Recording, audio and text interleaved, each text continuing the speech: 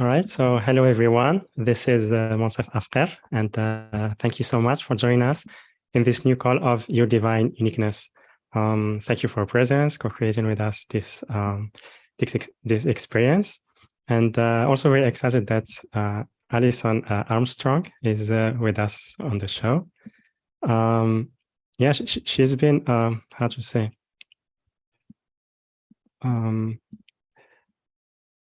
I'm hearing an echo, just a moment. Okay, YouTube was playing at the same time. So yeah, so so I'm saying she's been bringing very profound messages and support to men and women. She started in the beginning like supporting women to understand men, and then this evolved, and she started to support everyone from all genders and from all ages, and to really, how to say, connect to the essence that's of the relationships that we have, because life is about relationships. Everything is in life is about relationships, and to really understand how to go deep in the connection with ourselves and others. This is something that really can change the way we live our life and the way we co-create with others. And yeah, so I'm really excited and happy that she's here with us. And so she's an author, educator, creator of the widely acclaimed Understanding Men and Understanding Women transformational online series. And today's call will be about the subject is a simple way to identify your unique flavor of the divine. And yeah, also we'll have a Q&A where you can ask your question. So for those of you who are on Zoom app, you can raise your hand if you want to talk to Alison, or you can type your questions on the chat box. And if you are watching live on YouTube or the live page, you can type in your questions on the chat box there. And before we start, I will share with you a little bit about Alison. So Alison Armstrong's exploration of human behavior began in 1991 with her decision to study men, to find out how I was bringing out the worst in them, and hopefully how to bring out the best. Her success is understanding men naturally led to studying women's behavior and making vital connections between the two. As her work evolved over decades, Alison now illuminates human characteristics that precede and express themselves regardless of gender, age, and upbringing. She distinguishes normal human instincts that compel both men and women to behave in ways that contradict and undermine our own purposes, goals, values, needs, and relationships. And yeah, so with that, Alison, welcome to the show. Happy to have you with us. Thank you. It's good to be here, and fun to see Carla, a familiar face. We've spent a lot of time together. Wonderful. And yeah, so in the beginning, I shared a little bit from your bio, but also I would love if you can tell us more about your work and the message. Wow. Can I tie it into what we're working on here? Yeah, as you wish. Yeah. Okay. Well, the reason why I asked is because I was thinking about the topic and thinking about in 1991 when I started studying men. Yes. And I was, to put it mildly, I was not a fan of men. I didn't know how afraid I was of men. I didn't know how angry I was at men. I didn't actually know how poorly I thought of men until I started on this journey to find out what was my part in how men were interacting with me. And as I learned to listen to men, one of the things that they wanted to talk about, in fact, the thing they wanted to talk about the most was women. And they would describe these qualities of women that I wasn't familiar with. I didn't know women like that. And they would be I mean, so enthusiastic, so much love, so much admiration, so much awe for these qualities that women could be. And they're really spiritual qualities. What they were describing were the spiritual qualities that women could embody, that women could, that's probably the most important word, right? That women could be, and that their being that changed everything. And they started telling me about the miraculous things that would happen when women showed up, it being these qualities. And they'd say, that doesn't happen when you're not there. And so it was really the beginning of me looking at men, which had me look at women for something I'd never seen before, and looking at us all from the point of view of the duality, that we're this duality of instincts, and human instincts are remarkably like instincts of other critters on the planet. In fact, near as I can tell, all critters, all flora and fauna, even a tree, right? Even a tree defends itself intensely, right? Like a pine tree, the pine needles that fall on the ground actually poison the ground for anything else to grow there, so it can keep all the nutrients to itself. And so all these parts of being human, and then this other aspect of being human, the spiritual aspect of being human, the divine aspect of being human. And how do we interact with one in order to have more access to the other, right? How can we be awake and aware when we're in our most primitive expressions, our most primitive compulsions, and set ourselves up to be more in the side of the divine? And that's why what I offered to you that I want to do today is that we really can use when we're at our worst to articulate and gain access to what is our unique and individual best. Yeah, I love that. And so as you were sharing that, actually, because you talked about acting based on our instincts, and then also that we need to learn how to maybe first connect with the divine within and try to see the things from that perspective. So maybe I want to go a little deeper on that. So how can we bring more of our divine self while at the same time honoring the human aspects? Because this is the way we express our daily life. Sometimes it can be challenging to maybe find this balance or merge both of them. Yes. Well, I don't think we're going to escape being human. Yeah. As much as some of us try to deny it entirely, and I'm just going to be spiritual 100% of the time, I have no human drives, right? Yeah, it's an interesting thing. So just let me see if I can. I think oh boy, there's so much to this. And the good news is that every little bit matters. So for example, if we look at when we're the most frustrated, right? When we're the most frustrated with other people, and when we're the most frustrated with ourselves, and even when we're the hardest on ourselves, what I would call self-recrimination, which is interesting, that word recrimination, it has criminal in it. So self-recrimination is when we're accusing ourselves of behaving in a bad way, right? That we're misbehaving, we're a criminal and we should be punished. And we interact with other people too, and they're not being what we think they should be. We treat them like a criminal. And this is how I was bringing out the worst in men.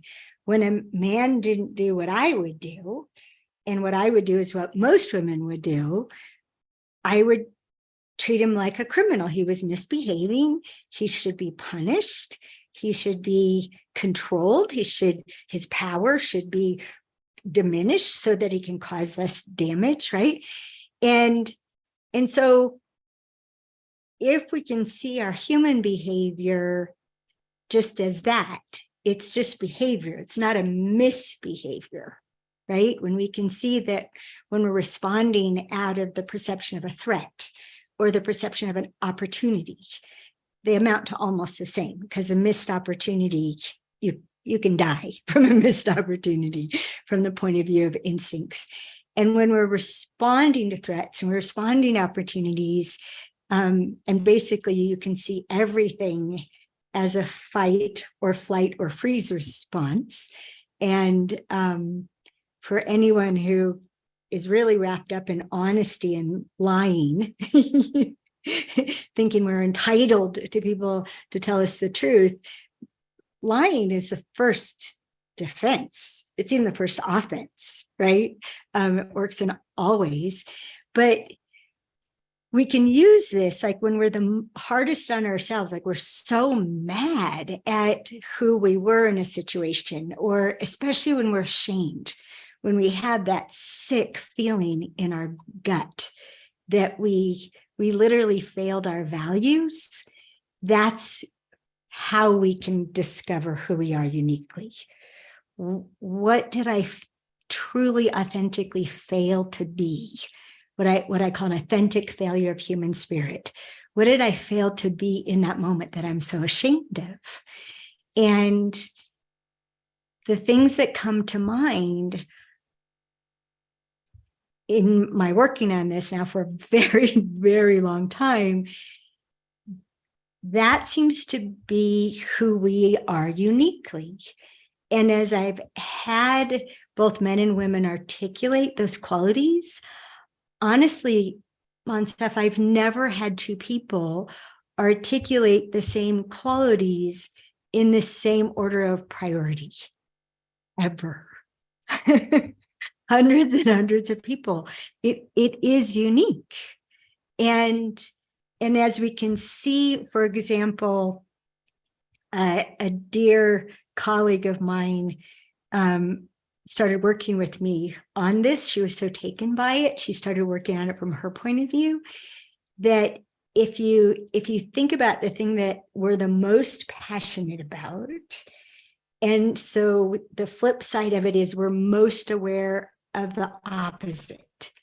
So, for example, my number one, what I would call noble quality, right? Noble comes from the same word that means great. My number one noble quality is freedom. So I have an acute sensitivity to everything that's not freedom.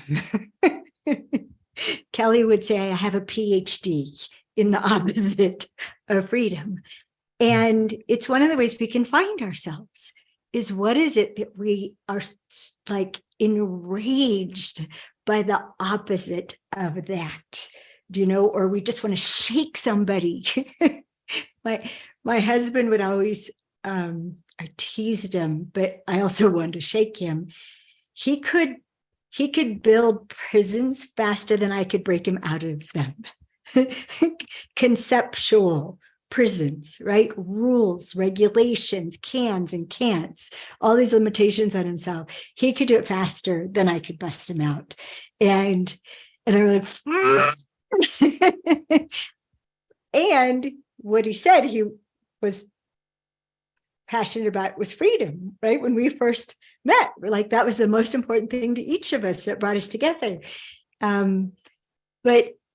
But he had a different relationship to freedom than I did. And it helped me to distinguish there's actually a human instinct or human normal relationship to freedom versus a human spirit relationship to freedom. And a human normal relationship to freedom is nobody's controlling me, nobody's dominating me, nobody's telling me what to do. I'm in charge of my own time. I don't have to, nobody can tell me when to be anywhere. And, which is very different than my relationship to freedom, which in the dictionary, it means the power to choose, right? And to me, the power to choose even who we are and who we're being.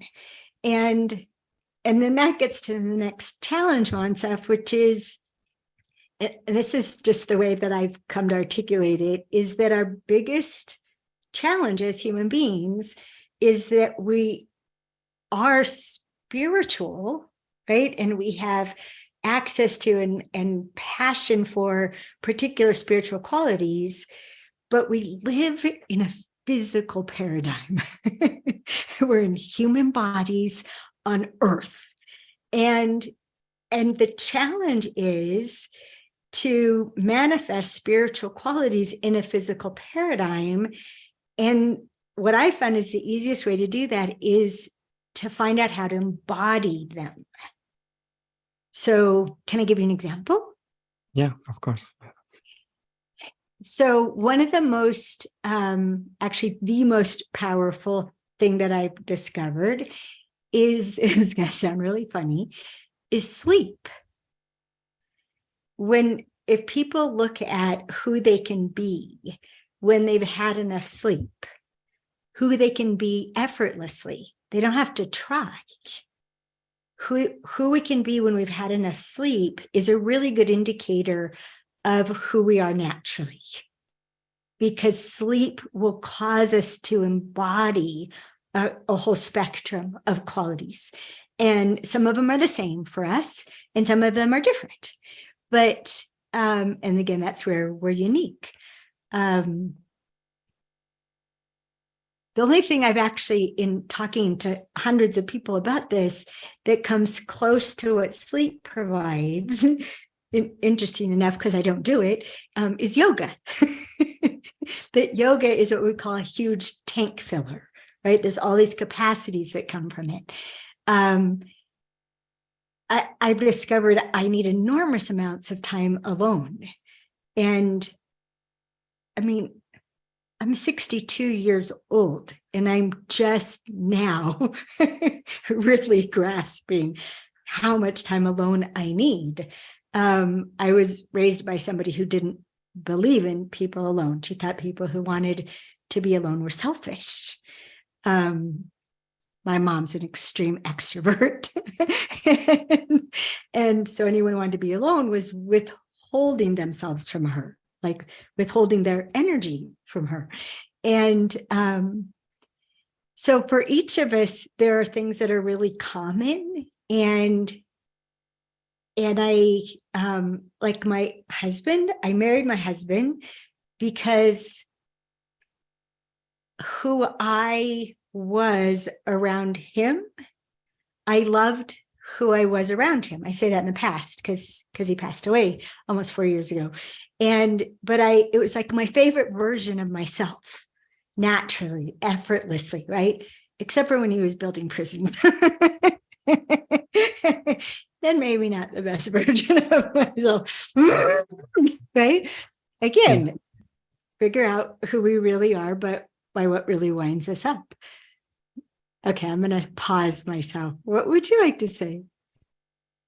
Thank you for sharing that. That was really powerful to have this perspective, because how to say, many times we have those differences with others, and especially when they are really strong. At some point, the first thing that we think about is if that relationship works or not. So that's, for me, my question is how to know maybe that line where we and know when we need to accept the difference or when we need to create a boundary, because sometimes it can, like, because we love the other person, it can be a family or a member or friend, and it's our relationship with them is very important. At the same time, the difference can be challenging. So how can we maybe make a decision in those cases. Yeah, well, it's a brilliant question. When to accept and when to have a boundary.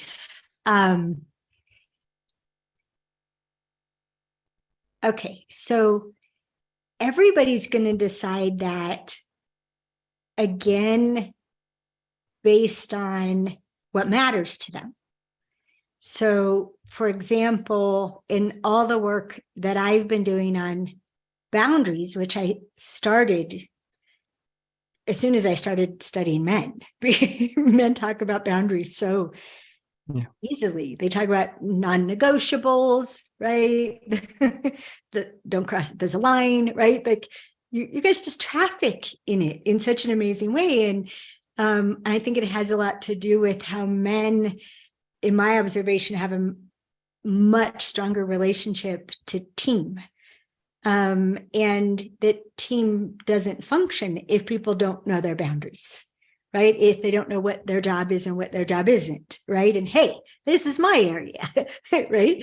So I started looking at boundaries from one side, and then it ended up merging into another side, in that one of the things I'm passionate about is love. And not only love like the love that is, I would say, eternal, infinite, unconquerable, right? It can't be diminished at all. I'm also passionate about being in love.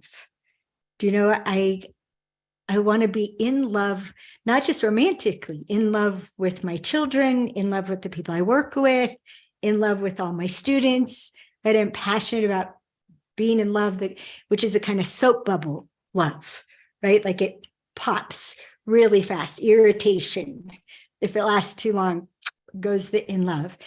And as I started looking at it, something that a teacher of mine said decades ago came back to mind, and it proved to be the access, which was someone asked him what kills relationships.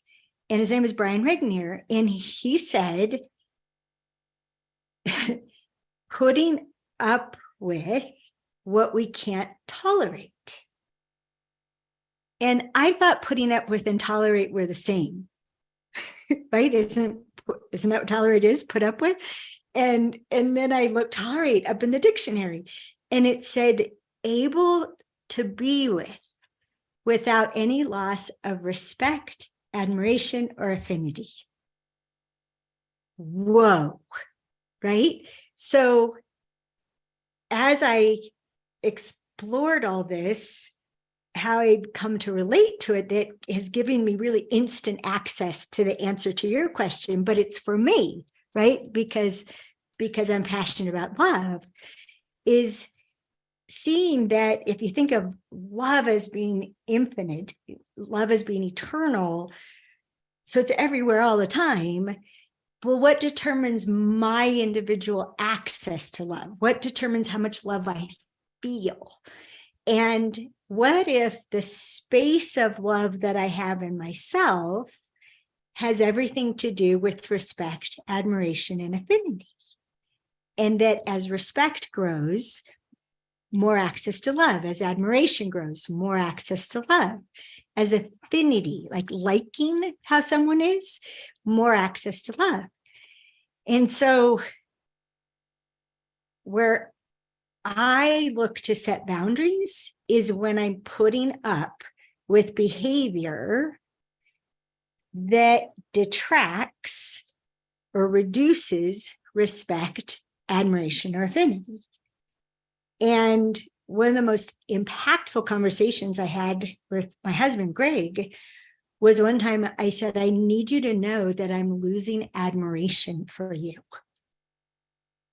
And he stopped in his tracks. And he's like, we need to talk about this. What? Right? Like, talk about complete attention. And one of the reasons I married him was because of his integrity and how much I could count on him to do what he said he would do. And he'd stopped doing what he said he would do, which that's terrifying. It's terrifying to be in a relationship with someone who you can't trust their word. Like, we really are better off alone than what that does to us. And so that's where I look. And it also gave me access to loving myself, because I don't think we'll let anybody love us more than we love ourselves. I don't think we'll let anybody treat us better than we treat ourselves. And so when I was looking, when I saw, I was actually told that I needed to focus on letting go of everything that isn't love, especially for myself. My access was to see what was my behavior or my ways of being, that when I was that way, I had less respect for myself, less admiration for myself, less affinity for myself. And so I started correcting things in my life that I would make excuses for, like my horse needed medicine every night, but it's too cold, but it's so windy, but it's so late, but I'm so tired, right? And I would not do it, even though it meant she was going to be in pain, which sounds horrible now. And when I saw, like, that was the biggest thing, that every single time I didn't do it had a huge impact on admiration for myself. And so that was the thing that I went after, and I fixed it. And extraordinary when we stop doing those things that have us have less regard for ourselves. Because once I started holding myself to a higher standard, I became more rigorous in not putting up with behavior in other people that caused me respect for them. I would say something sooner, which sooner is actually when we can be kinder. We may think I need to get to know somebody better before I say something about that. It's actually better to say something early on before you're furious at them, right? Because you've now had it be a part of your life.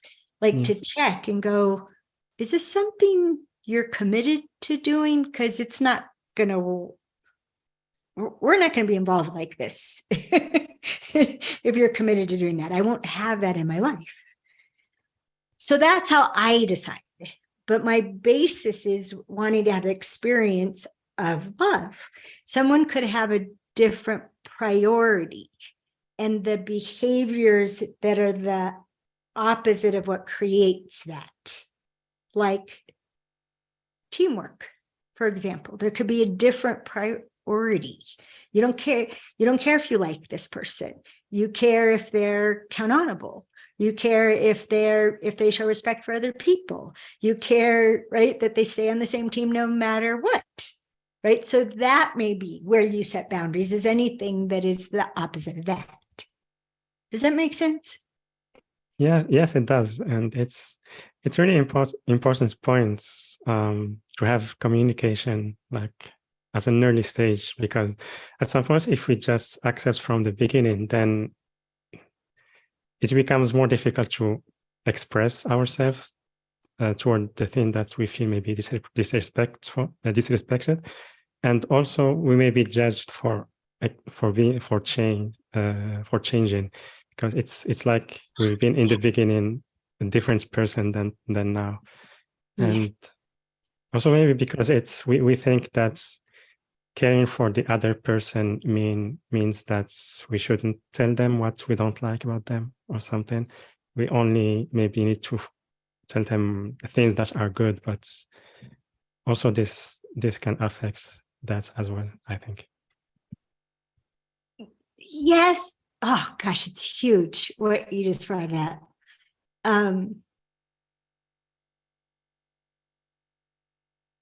True acceptance is along the lines of being able to tolerate. right? You really can let it be. That's how they are, right? That's how they are. And I may not prefer it, but it doesn't cost me anything significant. And to like in the dictionary, which I started going, I always loved the dictionary. But after I started listening to men so much and wanting to know what they meant, I realized that the dictionaries were written by men. So if I wanted to know what a man meant, I could go to the dictionary and it would steer me much better than going to one of my girlfriends going, what do you think he meant? Right. And so in the dictionary, like means to prefer, and liking and experiencing being liked is one of the 12 things I've learned from men that they need for someone to be the right person, the right person to commit to, and the right person to marry. You could use that word if you wanted to. That they like them, that how they are, they prefer a person to be, and that they feel like how they are is preferred. And Monsef, it's interesting, people, if I had it all my way, people would be much more out loud about it. And in my relationship with my boyfriend, it's something we've been very out loud about from the very beginning. Like, oh, I really like that about you. Oh, I like that you do things that way. I like how you just solved that problem. I like how you responded to me. And with all of that validation, it makes it a little bit easier to go, there's something I don't like. Yeah. And it's not just that I don't prefer it, but it's actually costing something. And could you help me? Maybe we could fix this, or I could stop doing whatever I'm doing that's bringing that out in you, and literally end up being partners, getting on the same team about something that we want to be different about. And oh my gosh, I had the funniest conversation with Dan just a couple of days ago, because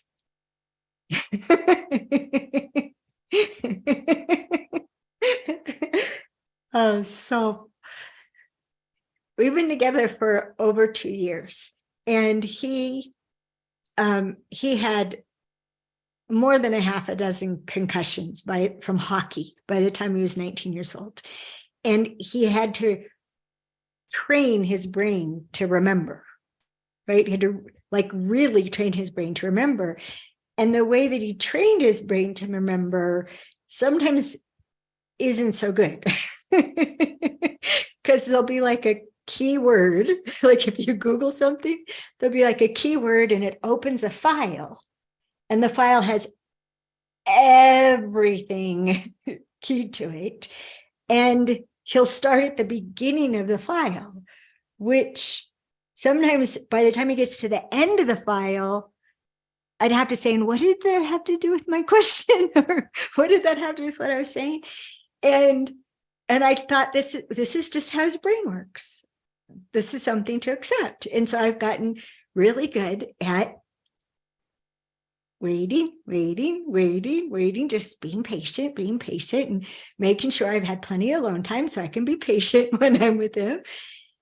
And then the other night, he interrupted a very intimate conversation with the beginning of a file that it was intolerable to me for him to go through that whole file in the middle of the conversation I'm having with somebody else.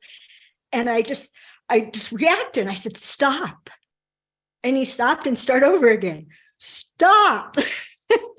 And he said, what, you want me just to get to the point?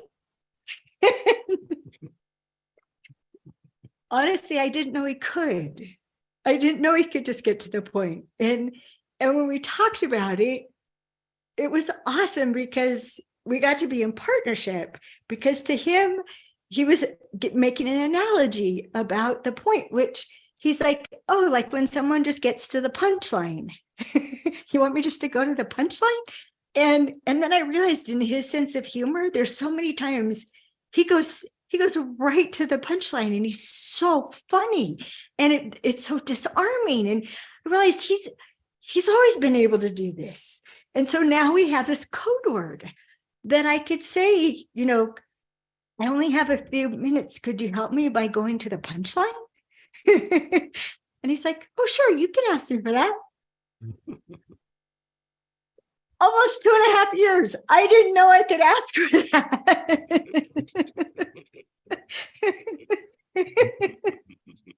But if we can bring up these things, I mean, I may try a lot of time alone before we had this conversation. We lived 90 steps apart, and I didn't see him for about 30 hours. I'm not ready because I'd been so upset. And by the time we got to it, I had compassion for myself. I had compassion for him. I wanted to solve it together. We solved it so fast. And that's why, I mean, it seemed like early, but Greg and I were together for almost 28 years. So to bring this up a couple of years in, to me, is still early. Yeah.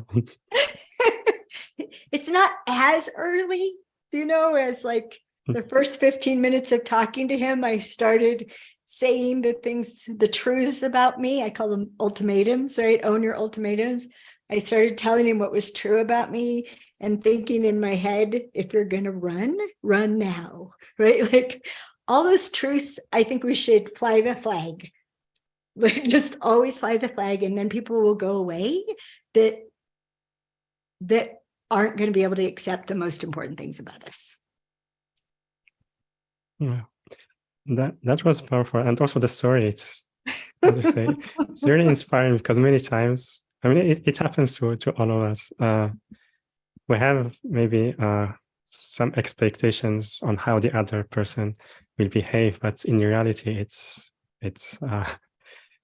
totally different than what we expect. And again, like you said, sometimes we just need to express our needs and opinion, and that will make a really huge difference. Monsef, it's one of the ways that I found that we most disempower each other, we most diminish each other's ability to contribute, to produce results, to be effective, is we withhold that information. And it may not be nice to tell someone that you need them to be different, but it's kind. It's so much kinder than just gritting your teeth and putting up with it until you blow your top, which I found that people usually don't express what they need until they're more angry about not getting it than they are afraid of being rejected, or afraid of, as humans, to have a need, we treat it as a weakness. If I need something, that means I'm weak. And so we don't reveal our weaknesses, right? I call it don't ask and don't tell. If I ask you what you need, that means I'm not telepathic. I haven't read your mind and anticipated it well enough. If I tell you something that I need, oh my gosh, women are terrified of being needy. And men, I mean, one of the hardest things that I've had to do, or had to help men do, men pride themselves on how little sleep they get. And they don't know how many capacities they are missing by not getting enough sleep. They're like, oh yeah, I get by in 4 hours of sleep a night. Really? Sleep builds testosterone. So how's your sex life? Oh, a little blue pill here and there. Try sleeping. You won't need it anymore. Really? All of a sudden they listen. Nothing else was worth it. Patience, focus, kindness, joy. But that, all of a sudden they work out.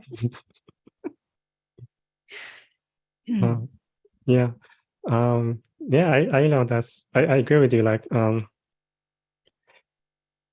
because also you mentioned it's now and also earlier. how important self-love is. And also it affects how we express our truth and when we create boundaries, because when we have self-doubt, many times we believe that we won't find a right person or another person again that will be maybe partner, friend. So then we just accept anything. We don't express our needs just because of that fear.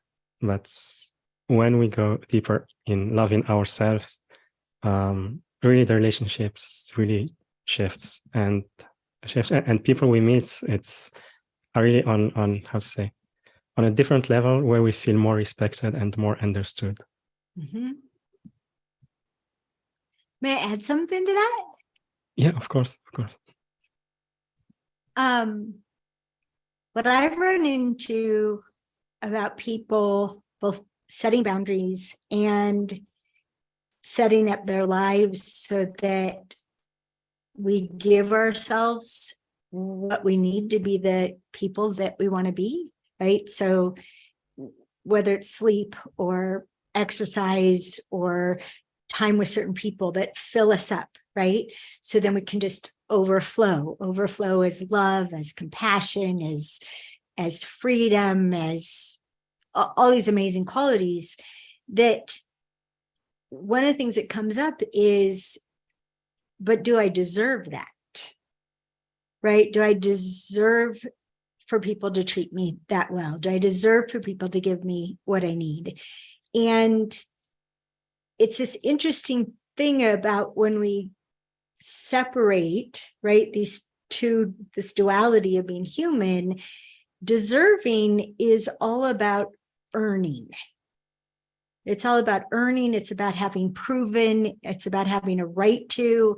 It's often about being more important than other people, right? Being more special than other people, better than other people. It's ugly.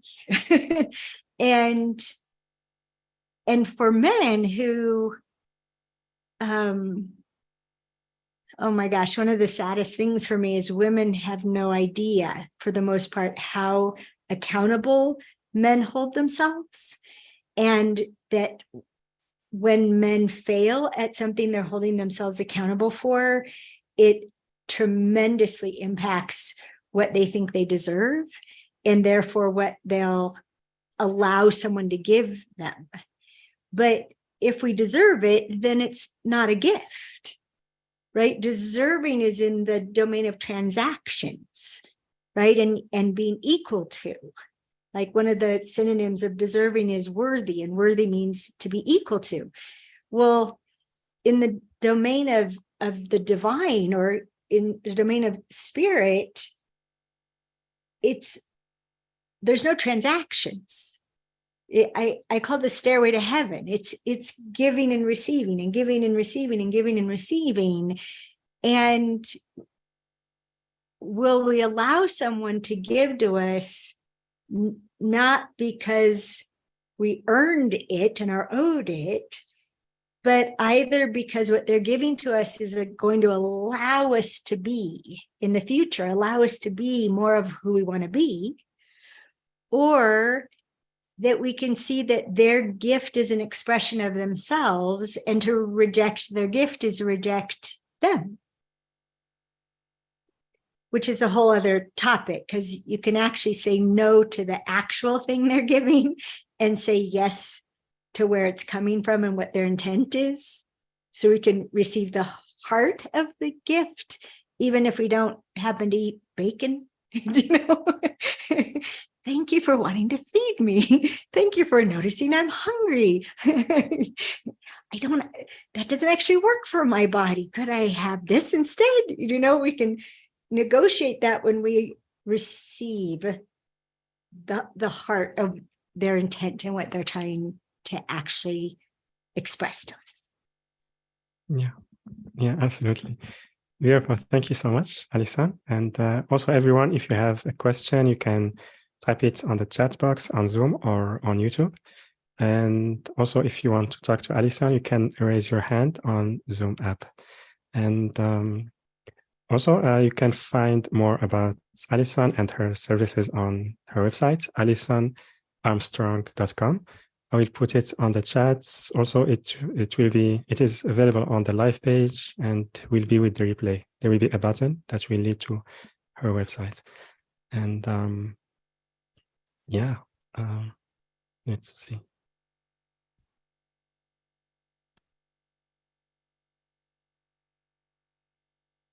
Okay, maybe we don't have a question. Maybe I will ask one more question. Sometimes people won't ask questions because they want you to keep going. Yeah. One of the things I've noticed. Yeah. And yeah, you just mentioned, you talked about, yeah, we received a question. I will ask mine after this one. It's from Aline. How do you talk about things that don't work for you? What format of your presentation? Oh boy. It's so much bigger than that.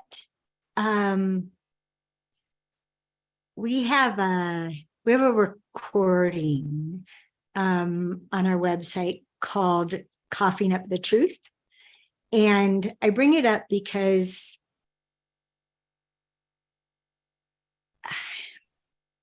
oh boy. Talk about a file. Let me see if I can do this. So paying attention to this, right? I've been part of transformation for over 40 years and started studying men over 30 years ago. And near as I can tell, there are only 3 things that we have control over in interacting with other people. And the most impactful is how are we being, or what are we being? And then the next most important is how are we listening? In other words, what is the question at the top of my mind as I'm talking or as they're talking? Like a lot of people, the question at the top of their mind is, how am I doing? How am I doing? How am I doing? Right? And I've had to train a lot of public speakers out of that question. Change to the question, are they getting it? Are they getting it? Are they getting it? Uh-oh. Someone's not on mute anymore. And then the third most important is, what are we speaking for? What are we using our words and our pressure and our attitude to cause? And being is the loudest. So how we format what we're saying, yeah, that's important.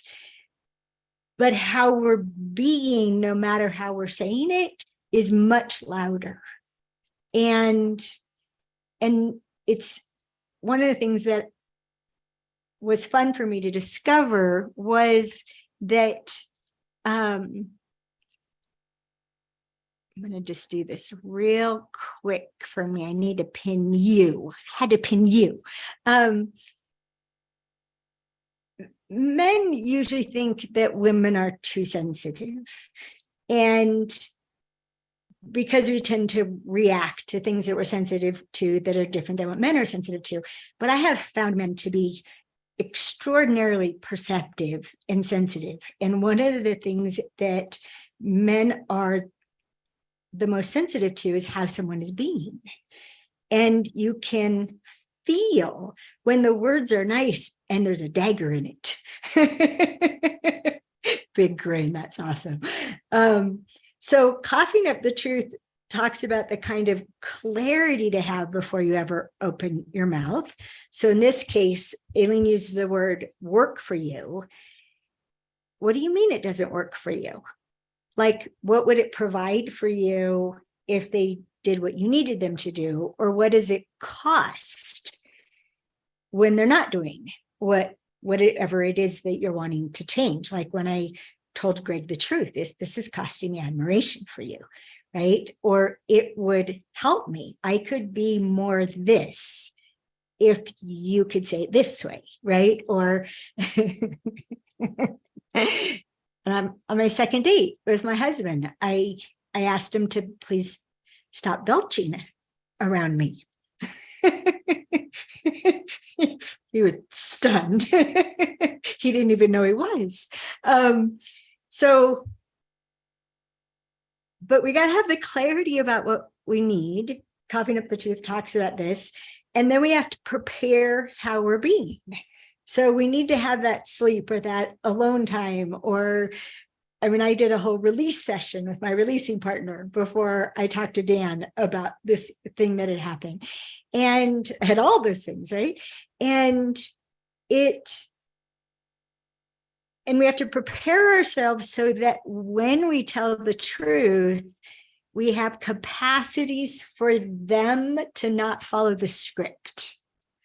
Because when we anticipate telling somebody something, we actually script their part, right? And there's the acceptable things for them to say and the unacceptable things for them to say.